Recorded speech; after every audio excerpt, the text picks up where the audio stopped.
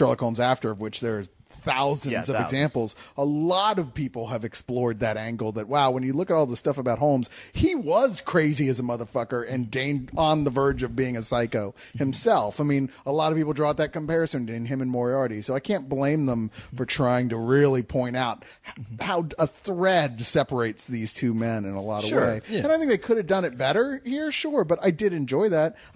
I'm kind of baffled why y'all are upset by not seeing so much Moriarty. I mean, even in the books, he's not constantly there. He usually is only in like 2 scenes. I know what you're saying. I didn't want him to be there, but I thought that they would just be playing sort of a, cat and mouse thing by him just dropping clues throughout the movie. And Guy Ritchie just don't know what the fuck to do with women in his movies. See, that's true. That whole plot line. Numi Rapace was just standing there. I mean, I was watching most of her scenes are just her having reaction shots. Yeah. You could take her out of this movie entirely, and you would barely. She has one expression through this whole movie. She has no real purpose to be in this movie. And there's a part in this movie where they bring in her family of gypsies and whatnot, and I'm like, if you really don't need that here. Exactly. If you took that out and concentrated on like him matching wits with Moriarty by Moriarty just dropping clues. That's the movie that I think. That's the movie at least. I think Madonna just fucked Guy Ritchie up. You don't want to deal with women at all. If they had made her more essential, so like they really could not have pulled this caper off against Moriarty without her help, then sure. But she's limited to saying, hopefully you can recognize this guy. I mean, we doubt it, but maybe. And you're like, really? So that's why you have this whole subplot it's basically just because they said, well, we got Numi Rapace. It was a throwaway plot to get from point A to point B, and just to have a girl there to, I guess, feel somewhat of a threat, because I think what you guys are talking about with the humor, where I agree with you, the humor in these action scenes never works because it takes you out of the scene. It's like these guys are laughing and joking while shit is exploding. You got other cars with, I'm assuming, innocent people, getting shrapnel, getting who knows what the hell's going on when you're exploding, like a train track. Yeah. But I mean, they're laughing and chuckling up to where you don't consider any of it threatening, or you don't take it serious, and you just don't think, okay, these guys are going to be completely fine in the next scene. I didn't get that from those at all. In fact, I thought that it was considerably darker in tone, really. I mean, there are things going on that are funny inside those darker moments. I mean, like the sequence you're talking about, sure, Holmes is in drag the entire time. To be fair, that in itself is kind of goofy, but I thought it was a joke that worked. I actually liked those aspects of it. I liked when it would mix the humor with the darkness. I think the biggest problems here were, like I said, when he tries to do slow motion, 9 times out of 10 it doesn't work. I mean, that's a big problem. The storyline has lots of little bits where Holmes has to get to point A to point B, and they explain it to us, and we go, we're not idiots. That doesn't make sense. That's a really big problem. And almost all the supporting cast members are just kind of there. Yeah. They're like Mycroft or Stephen Fry and Numi Rapace are just kind of, well, they got us under contract, so we're in this movie. And that seems like about it. I'm just thinking, they do some cheap things for laughs in here, like Stephen Fry coming in with no clothes on. Well, that was one of those moments I was talking about. Like, it was like, oh, he's just quirky. Does that refer to something in the books? Yeah, not like to my he was knowledge. A nudist or something? Because Mycroft would barely show up. He'd come in. Yeah, he was a very tiny character. Yeah, tiny. I mean, he'd pop up every so often, but not enough to stick around or get naked in front of everybody. Often wondered why no one has taken advantage of the fact that he's supposed to be just as smart as Holmes, but is unexplored to write his own series of. Well, they fucked that up in this movie. Yeah, because I didn't know him from the books. Don't know him from the movies. All I know, he's a crazy motherfucker who likes to shake his dick at like Watson's wife, and I'm like, man, this is a genius. This motherfucker belongs in a nut house. If he's so smart, then why is he confused by the fact that she's uncomfortable with him being naked? Yeah, exactly. I mean, or at the very least, if they had played it off like, ha, we totally got rid of that bitch. I just didn't like that guy. Right. There's something weird about a guy who's just likes to get naked, who also has like a little boy blue haircut, and he's a 50-year-old man. To be fair, Stephen Fry did play Oscar Wilde in the Oscar Wilde movie, so well, that's good. Yeah, for Oscar Wilde. Yeah, we're not talking about that. Yeah, it's a little too wild here for me. I don't like this shit. But I will say though, we're talking about the slow motion, and I thought that scene was incredible that they show a little bit of in the trailer where in the woods. Yeah, they're running in the woods, and this is where they show you like all the new industrial artillery that's being revealed for Moriarty's nefarious plot. And that scene, I'm a sucker for certain bits of slow motion, and I thought that if it's well choreographed and it's really exciting, that was the only part of the movie that really kind of kept me on the edge of my seat. I felt like when you see the bullets whizzing by and taking out the trees, and you do see like shrapnel of bark flying into people and making them go into flips. I was like, now. That is brilliant right there. Too bad it only lasts for 5 minutes. Well, it only lasts for 5 minutes. Plus, it's almost like why so much for that scene? And it comes so late in the film. Like by that point, it's used up all its credits. It's like, wow, you've shown me so much slow mo now that now even when you're doing something cool with it, I don't want to see it no more. Take it away. Yeah, I mean, you know what? Do it when you're doing like Predator 4 or something, where you get machine guns and you blow the shit out of a rainforest. Do it then. Don't do it when you got people just who are running through the woods and you just like, all right, you know what? Fuck. Holmes can't think right now. Well, we'll think for him. And we'll get the camera to slow down everything. And I'm like, yeah, it was cool for a second. And like seeing people reload and trying to get in their action poses was cool for a second, but after a while, I was just like, okay, I'm going to forget. Hold on. We all have to take a shot because co-host managed to compare this to Predator. It's the rule. And I stole Leon's Batman thunder. I don't do the Batman. You know what? I agree with you though, but I with all of you guys except that I felt like at first I was like, oh great, here we go again. But then as it went on, I was like, you know what? Fuck whether or not this is like too much slow motion in a film. It's a beautiful looking tableau that he creates. I agree. It's astonishing looking as you kind of just look at the artistry of how he crafted that sequence. It was like, all right, I'll give him a break. That was pretty fucking cool. I agree. In fact, I thought the entire artillery like sequence and when Holmes is being kept there and everything, I thought that was the best part of the whole movie up until the very, very end. Yeah. I mean, that was neat. There's a lot of really cool stuff that happened in that whole sequence of events. But yeah, sometimes the path getting there was a little awkward. Yeah, I will.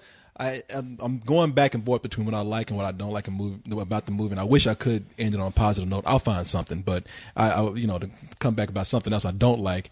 We were talking about how he's putting clues together, and there was one scene in the movie where he put clues together, and then he did that flashback thing.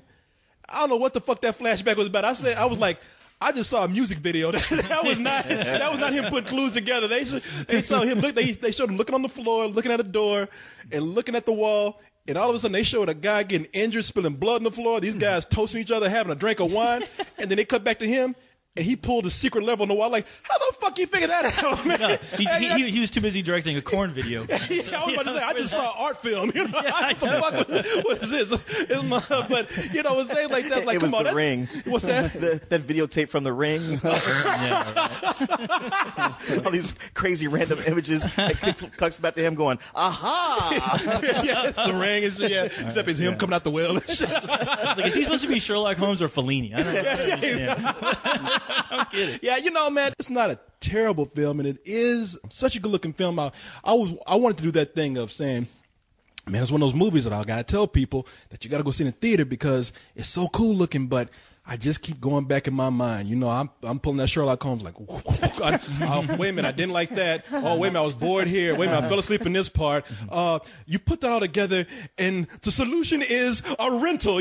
As much as I enjoyed the first movie, I spent over an hour saying to myself, when is something going to happen? And that's a huge letdown especially for a movie that I loved the first time around.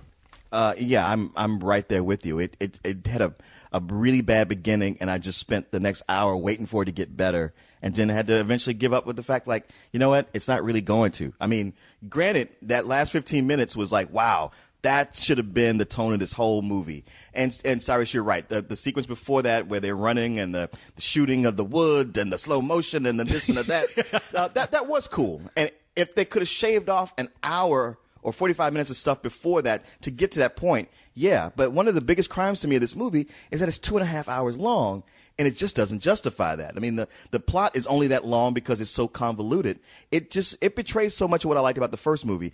Like I said, love that ending, which is like, wow, that's amazing. And yet too little, too late. It's just not enough for me to recommend it to anybody. I was almost going to fall asleep in it. I was like, damn, how is this movie doing this to me? I feel betrayed. It comes down to a rental for me. It's weird that we like all seem to agree on a lot of the specific points of things that we don't like, but there are overall things that I really did like that apparently just didn't appeal to you guys, which is fine. Like, I like a lot of the stylistics that he brought into this movie that were not in the last one so much. It was almost like, well, fuck it, they liked the first one, so I'm going to try out some more experimental stuff this time around. And on the whole, when Guy Ritchie is doing that, I really like it. The biggest problem, like I said, is that the script is just not that tight. There's lots of corners that are cut in non-Holmesian logic. You're like, that doesn't make any sense. Holmes is not a moron. The audience is presumably not all morons. So give us something that at least kind of fits together. I guess maybe they assume most of the big audiences are too stupid to understand what's going on anyway, so they just go, whatever. And that really bugs me because it's supposed to be really super intelligent. This is Sherlock Holmes. I like Moriarty. I think that the actor they cast is miscast, but he does a great job anyway. There's just something about him that seems more thuggish than master intellectual genius. And I've always felt that way about that actor. It's his fucked up teeth. Yeah, maybe it is his fucked up teeth. I don't know. But he's British during like 19th century. Yeah, I know. What I are need you to be more supposed specific. to do? You think a guy that's smart would figure out how to fix his piranha mouth? Yeah, exactly. I don't know. It's just something, like I said, it's not for lack of trying. I just wish they'd gotten somebody with more of... Somebody more dynamic. Yeah, somebody more... to go up against Holmes, you want somebody more who has more screen presence. Somebody like Brad Pitt. Somebody you would discuss in the same sentence as Robert Downey Jr. Right. is that type of like dynamic actor, and this guy definitely is not it. Although, once again, like I said, it's not a bad thing. Moriarty is one of the great characters of literature, and I think he holds his own largely here with that. But yeah, there's problems throughout. There's too much slow motion. I don't know. I wasn't bored. It just kept halting me where I kept changing my mind all the way through. I'm in suspense I'd be like, now. what the fuck is that? What is that? Why did you do that? Oh, wait, no, that was cool. And it was like every 5 minutes I would go back and forth. I'm finally going to come down on a low matinee because I did like it overall. It's nowhere near as good as the first one, but there are a lot of things about it still that I admired. I hope they do make a third one. I genuinely do. Yeah. And that they sort of sort out the differences. Well, I saw the first one on DVD, and I was curious because I heard you guys review it, and I was curious what side of the fence I was going to land on. I enjoyed it. I didn't love it, but I did enjoy it. But the things I didn't enjoy about it, all I said is if they could do a sequel, there's going to be more of that. And, of course, there was. I had foreseen it. Yeah, maybe I'm the new Sherlock Holmes. I don't know. I'll let you decide. But, yeah, everything about it it became kind of a conventional action movie for me. I mean, watching all of it, I was like, wow, you know what? What I want in a Sherlock Holmes is to see that relationship build more between Sherlock Holmes and Watson. And you know what? Don't introduce your villain, who's Moriarty, that is supposed to be the big badass of the film. Don't introduce him in the first few minutes of the film. Show me him. Show me how he works, and then try to make him like some Phantom Menace in the background. It doesn't work. He doesn't seem like a mastermind anymore to me. He just seems like, okay, this is they've kind of played him like a generic villain, which I really hated about this movie. Yeah. And yeah, when you do your action scenes, let me feel like these people's lives are in danger. Don't make me feel like I'm watching goddamn Star Wars with C-3PO and R2-D2 going through the same bullshit of like, oh, look at all this danger around them. And you're like, okay, but you know what? They're going to be okay because you know what? They're C-3PO and R2-D2. They're Sherlock Holmes and Moriarty. What is there to be threatened about? When it's fun, it is fun. I'll give it that. It's gorgeous to look at. The whole slow-mo Matrix scene in the forest was cool, but it's in a forest. By tomorrow, you're going to forget about it. But other than that, I honestly have to give it a rental. And it's just thinking about it because when I think about Sherlock Holmes, there's a certain bar that you need to set your standards for. And this movie didn't do it. I don't fault Guy Ritchie. I know he was trying to do something new. And, he did it for the first film. It's just he put too much goddamn icing on that cake the second time around. Yeah, it just didn't work out. The only place I disagree with what you said was where you said Guy Ritchie was doing something new. And to me, a lot of what I didn't like was like, okay, he's just kind of falling back on his old tricks. Well, I'm saying he's doing something new with the Sherlock Holmes, the entire idea with the of franchise, Sherlock Holmes, right. to the franchise. Okay, yeah. all right. You know what? The one thing I keep thinking about here, because Robert Downey Jr. movies usually have lots of outtakes because apparently he's still got coke in his fat cells coming out or something. I don't know, but I'm hoping that that they fuck around at that end scene with the big chess game they're playing and substitute a lot of other games in there and just do the exact Sorry. same thing. Simon. What, him and Moriarty? No, I would kill to see Sherlock Holmes and Moriarty do Connect the Four rival. Connect Connect the Four. Yeah, Pretty sneaky. Connect sis. Four little match there. Yeah. said, if y'all gonna get that crazy, then you might as well have Moriarty. It's too bad that fucking Randy Savage is dead, man. You know, he could have been Moriarty. You know, Say what? yeah, you said you want something more dynamic. What's more dynamic? Like, hey, Holmes, brother, I'm calling you out. Your smarts is not better than mine. I think peak times over. Who's got the big brain, brother? I think there's some confusion over the meaning of this word dynamic. No shit, my meaning. That's my meaning right there. Randy Savage was dynamic. You realize that doesn't mean like dynamite, right? Not in my definition. One thing we can agree on, seriously, if Guy Ritchie listened to anybody on anything, he got rid of Rachel McAdams quick. Oh boy, did he wrap up that shit? He's like, look, y'all can criticize my movie, but this bitch ain't never coming back if I make a sequel. I'm still pissed off she wasn't a killer robot.